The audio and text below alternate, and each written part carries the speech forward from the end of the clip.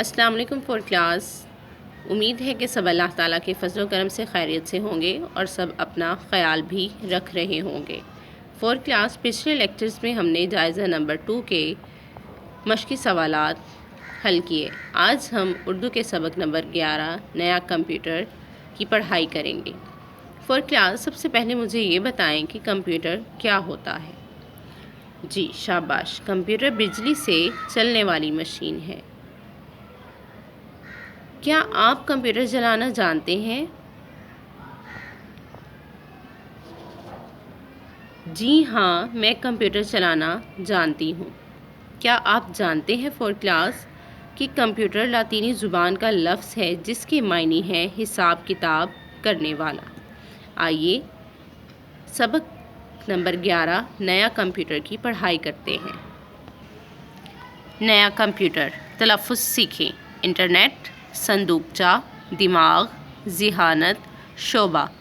ایک دن انعام صاحب ایک نیا کمپیوٹر خرید لائے۔ نیا کمپیوٹر دیکھ کر علی اور جویریہ دونوں بہت خوش تھے۔ انعام صاحب نے کمپیوٹر بچوں کے کمرے میں میز پر رکھ دیا۔ دونوں بچے پاس آ کر بیٹھ گئے۔ وہ کمپیوٹر چلانے کے لیے بے تاب بے چین۔ انعام صاحب نے کہا، بچوں یہ کمپیوٹر میں آپ کے لیے لایا ہوں، لیکن پہلے میں کمپیوٹر کے بارے میں آپ کی معلومات جاننا چاہتا ہوں۔ آپ مجھے اس کے مختلف حصوں کے نام اور کام بتائیں۔ جویریہ، ابا جان، یہ میز کے اوپر ٹیلی ویژن کی طرح نظر آنے والی چیز مانیٹر کہلاتی ہے۔ کمپیوٹر پر جو بھی کام کیا جائے اسے مانیٹر کی اسکرین پر دیکھا جا سکتا ہے۔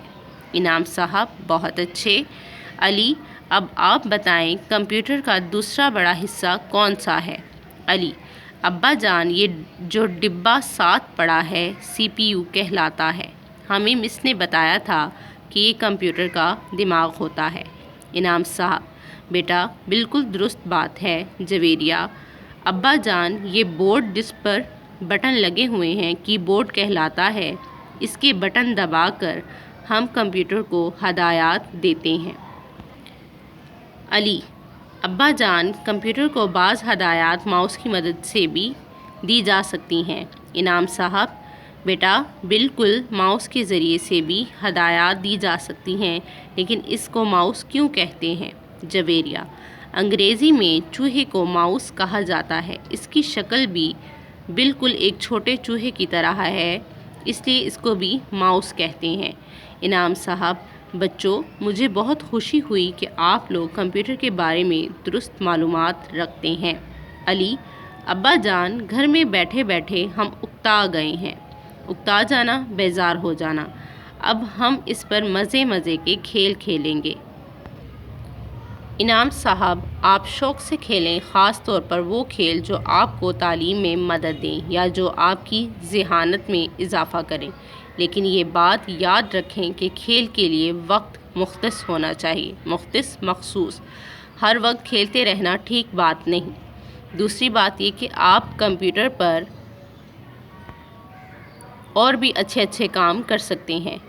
جویریہ، ابا جان، کمپیوٹر نے تو کام بہت آسان کر دیا ہے۔ ہم کمپیوٹر پر انٹرنیٹ کی مدد سے ہر مضمون کی تیاری کر سکتے ہیں، ریاضی کے مشکل سوالات حل کر سکتے ہیں، سائنس کے اسباق پر بنی ویڈیوز دیکھ سکتے ہیں۔ اسباق سبق کی جمع۔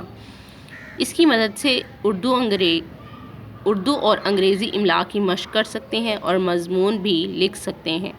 تصویریں بنا کر ان میں خوبصورت رنگ بھر سکتے ہیں اور کھانا پکانے کے طریقے بھی سیکھ سکتے ہیں۔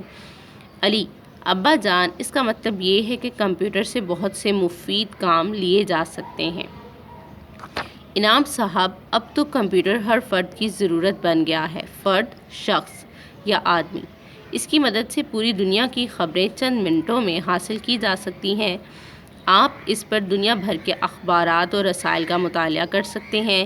آپ اس پر کتابیں پڑھ سکتے ہیں۔ کمپیوٹر کی مدد سے دنیا کے کسی حصے میں بھی پیغام فوراً پہنچایا جا سکتا ہے۔ یہ ہسپتالوں کے لیے بھی اہم ضرورت بن چکا ہے۔ آج کمپیوٹر زندگی کے تقریباً ہر شعبے میں استعمال ہو رہا ہے۔ علی، ابا جان، کمپیوٹر کس نے ایجاد کیا تھا؟ انعام صاحب، چارلس بیبیج نے ڈیجیٹل کمپیوٹر کا تصور پیش کیا؟ تصور، خیال۔ اگرچہ وہ مکمل کمپیوٹر نہ بنا سکے تاہم انہی کے نامکمل ڈیزائن پر کام کر کے جدید کمپیوٹر کی بنیاد رکھی گئی، اس لیے ان کو کمپیوٹر کا بانی، فادر آف دا کمپیوٹر بھی کہا جاتا ہے۔ جویریہ: ابا جان، ہمیں مس نے بتایا تھا کہ پہلے کمپیوٹر بہت بڑا ہوتا تھا۔ انعام صاحب: شروع میں واقعی کمپیوٹر بہت بڑا تھا، اتنا بڑا کہ مشکل سے ایک کمرے میں سماتا تھا۔ جدید کمپیوٹر تو بہت چھوٹے ہیں۔ جدید، نیا یا نئے؟ لیپ ٹاپ تو ایک چھوٹے سے بریف کیس جتنا ہوتا ہے، اب تو آپ کمپیوٹر کو جیب میں بھی رکھ سکتے ہیں۔ علی چونک کر: جیب میں کیسے؟ انعام صاحب مسکرا کر اپنی جیب سے موبائل فون نکالتے ہوئے: یہ ہے وہ کمپیوٹر، اس سے آپ تقریباً وہ تمام کام لے سکتے ہیں جو عام آدمی کمپیوٹر سے لیتا ہے۔ پیارے بچوں، امید ہے کہ آپ کمپیوٹر کا مفید استعمال کریں گے، مفید، فائدہ مند، اور اس کی حفاظت بھی کریں گے۔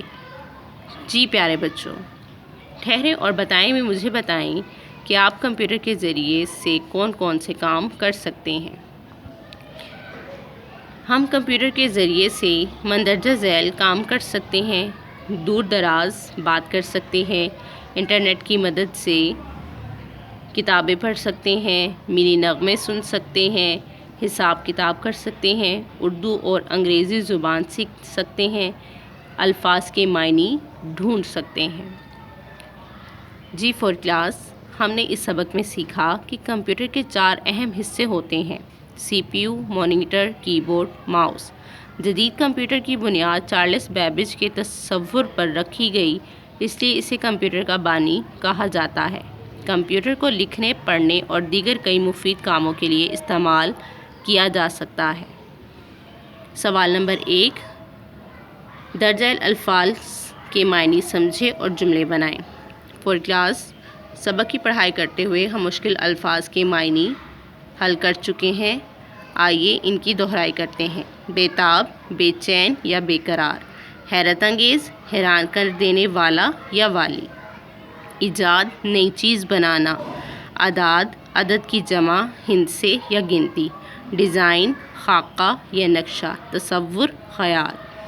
فور کلاس، اردو کے سبق نمبر 11 کی پڑھائی کریں اور مشکل الفاظ کے معنی اور معلوماتی سوالات یاد کریں۔ اللہ حافظ۔